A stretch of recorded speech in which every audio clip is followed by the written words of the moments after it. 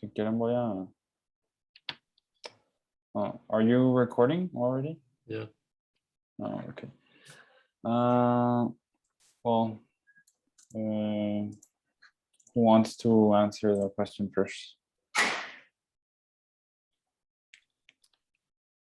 Well, I think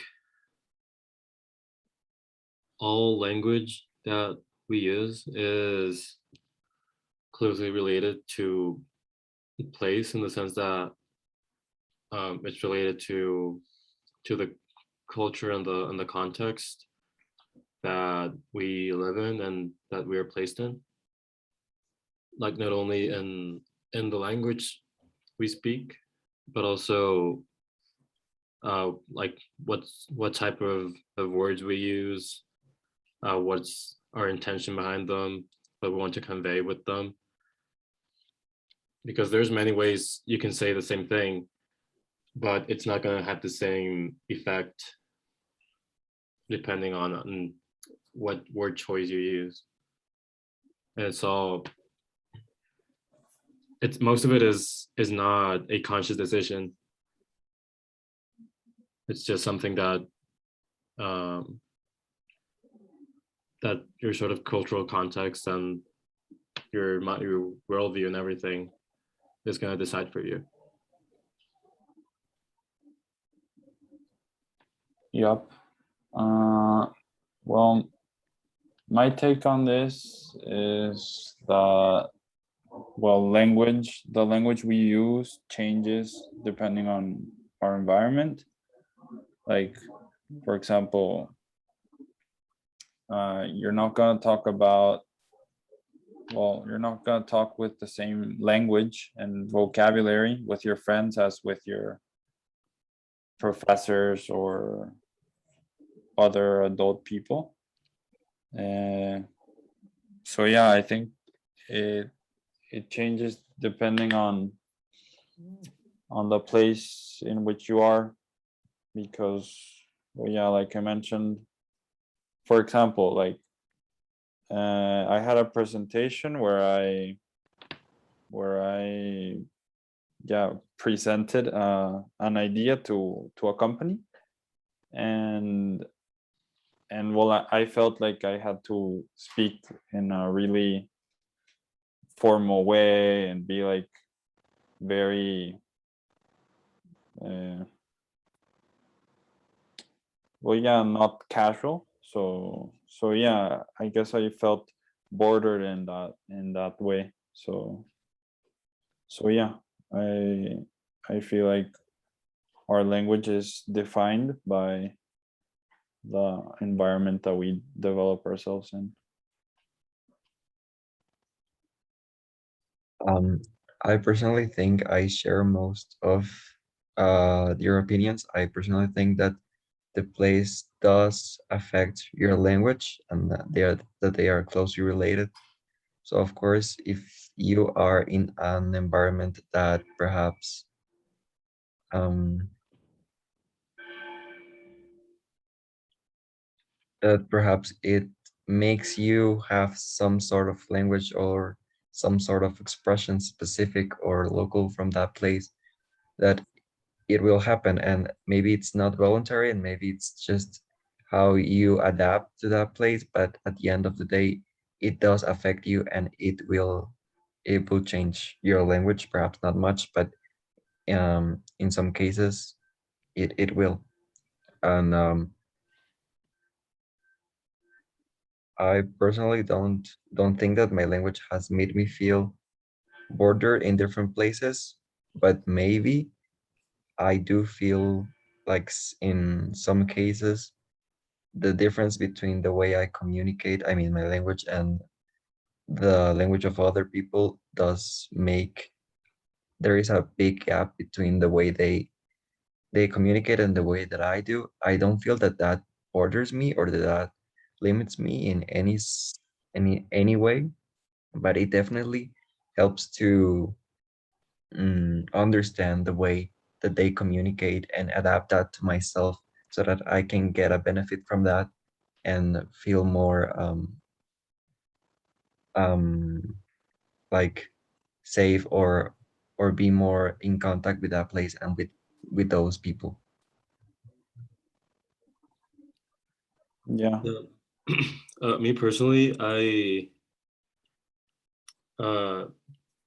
have feel bordered with my use of language because since I'm from Sinaloa, I have a different accent from the people here in Guadalajara.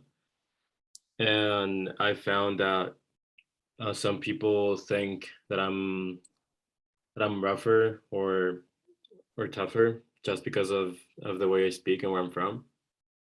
And they just assume those things about me before actually knowing me.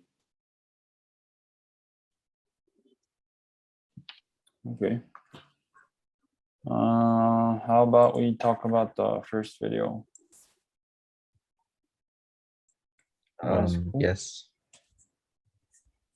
Okay. Well, I was thinking about something that she said, but I suddenly forgot. Mm,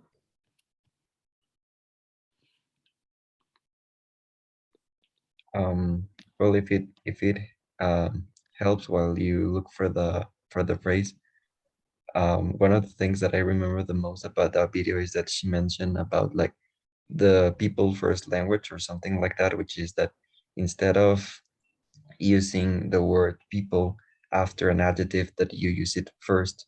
Like for example, instead of saying um, dark skinned people, that you say people with dark skin, because she mentioned something about that it makes people feel more comfortable and it makes it less, yeah, exactly that, and that it makes it less offensive or something. So it is more respectful and I think maybe even fit more human to talk to people like that. yeah, I totally agree with that point. I think it's very humanizing to talk about people in that sense. But I also just remembered that other point that I was thinking about. She said something about like talking about people, like how should I explain it?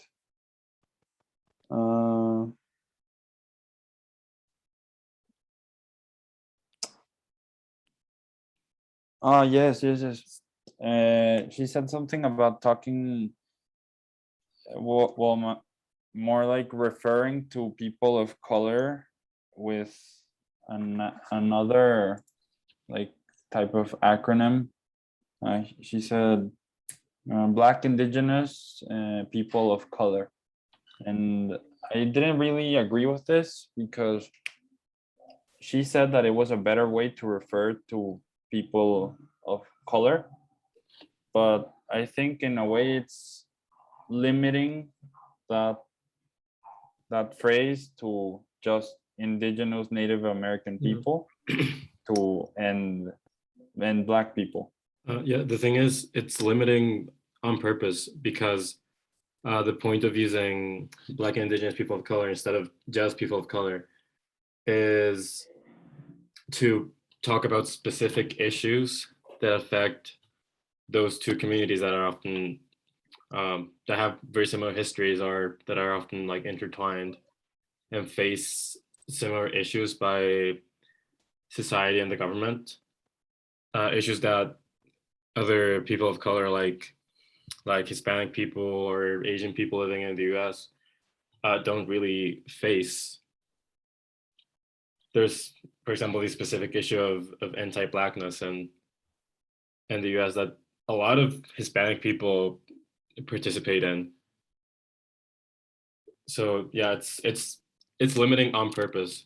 And you can still talk about people of color, but it's just to be more specific.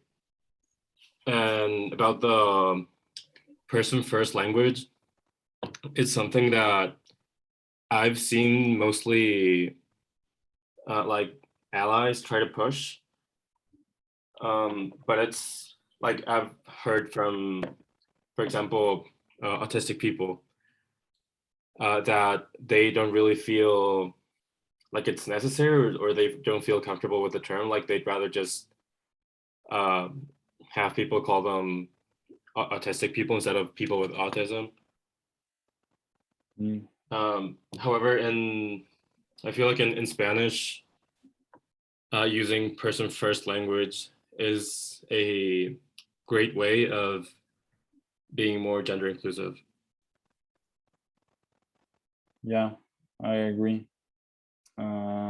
I actually didn't know about people feeling less comfortable with the use of people first language, so that's quite interesting. But referring to your other point about including, like, being more specific, so like you said something about Asian people, like for example in the US, not facing the same like problems that Black and Indigenous people face, but I don't agree with that very much, because I feel like maybe they don't suffer from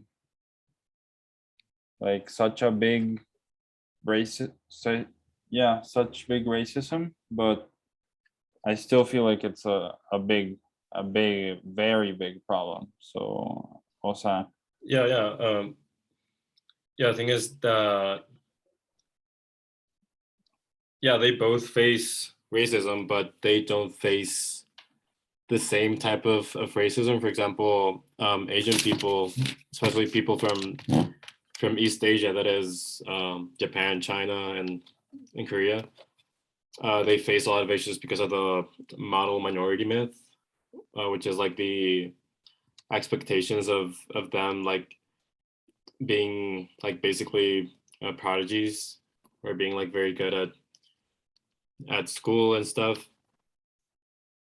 And there's actually another term that's used to refer like to people from Asia, from East Asia and the Pacific Islands. I don't remember which one, but yeah, I think yeah, I think it was something like a something pack. I think. oh yeah, yeah, it's I because remember. it's mostly this like diversification of language is mostly used to bring more attention to specific issues instead of pretending that all people of color are the same, you know. Okay, yeah. True. We have 10 minutes, so we better hurry up. Oh yeah. Yeah. I guess that's settled. Let's move on to this one.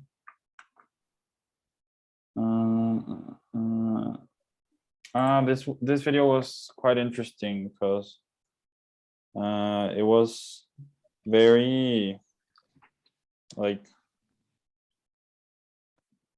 well, not very, but it was a little sad how the girl, I think his niece, felt like excluded when he referred to his nephews as guys.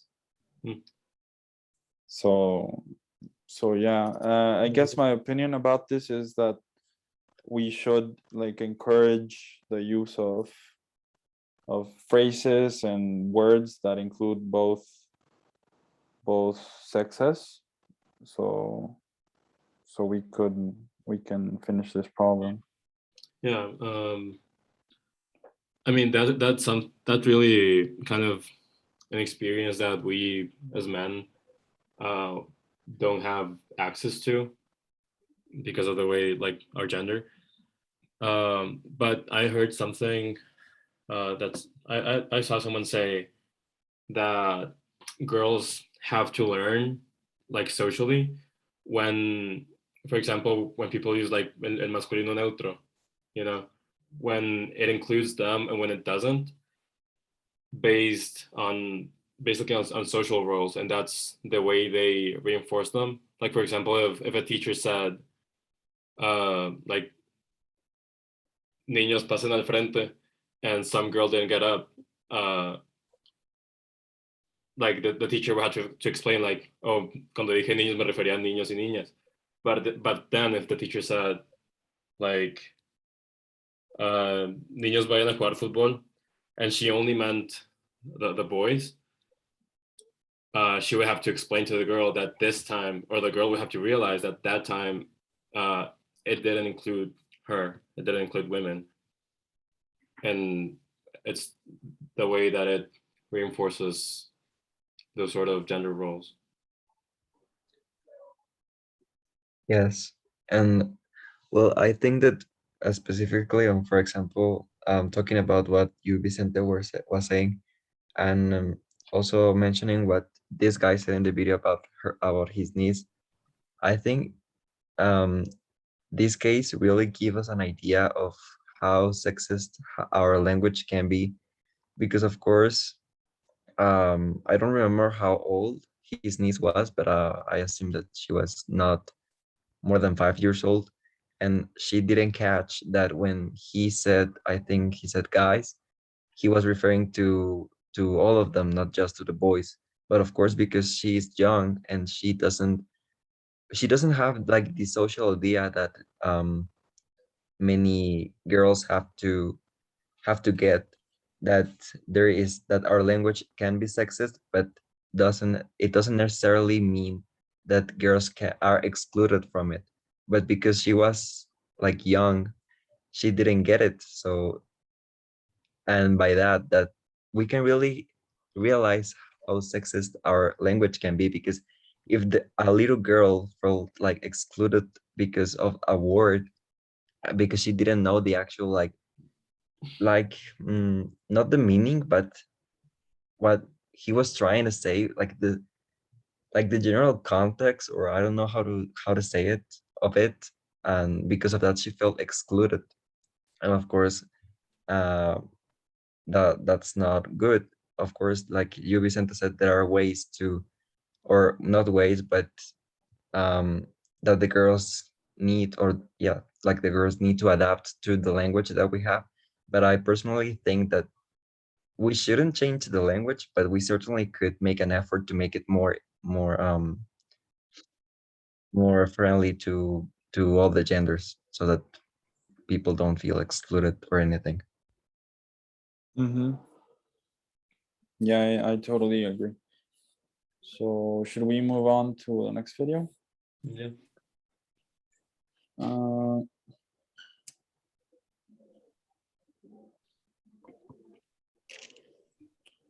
I want to talk about this. She mentioned well, The way. what was it? Hello? Well, she mentioned a company that use these words that are well traditionally used to refer to men and women, and they put them in as like the names for something about makeup. I didn't really I don't really remember, but I thought it was pretty interesting how this company is trying to like I guess tear down the barriers in language, in like that some words that are more like positive are generally used to refer to the male gender, and some that are mainly negative are generally used to refer to the female gender. Oh yeah, there's definitely different word choices that are made when targeting men or women, which yeah, I do think they reinforce gender roles and the way that the different genders are perceived.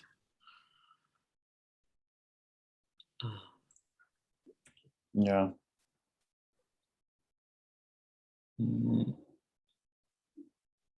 Does anyone want to say anything else about this video? Yeah, I think that it's not that it's not that the yeah that thing that it's not that the language itself was has been sexist all like throughout history, like since its conception, because uh well yeah, a sexist society is gonna create a sexed language because the language is just a construction made by society. It's not a Mhm. monolith. It's not like something that just exists as is. It's something that's changing and reflects the values and ideas of the society that uses it. Yep. So yeah, I guess we're done with this video. Moving on to a last one.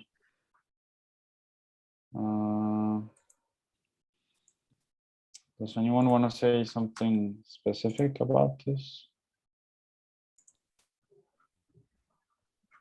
Mm, well, maybe not something specific, but I think that personally I got a more general idea of this video and how it refers to that the stereotypes of people and and their genders that of course they are not okay. I personally remember I don't remember the exact context in which he said it, but it was something about that real men are not supposed to cry or something like that. And of course that is a stereotype, and I personally think that it is a very wrong one. And it is just an example, and there are of course many cases very similar to this one. But the general idea of it is that we should not have stereotypes of genders, and that also of course goes all the way to that we shouldn't have stereotypes of people, and that we should respect how people want to behave and their ideas of their genders and how they identify themselves, and we should respect that. Yeah. Mm, I agree. We have less than a minute left. yeah. Right, there's only one video left. That one, the girl with. Yeah, but that's optional. I don't Oh think we yeah, should yeah. address it. Okay. So yeah, we're done. Okay. Yeah. So I guess we could end with saying that the world should like learn to include all genders in its language and well, yeah, strive to not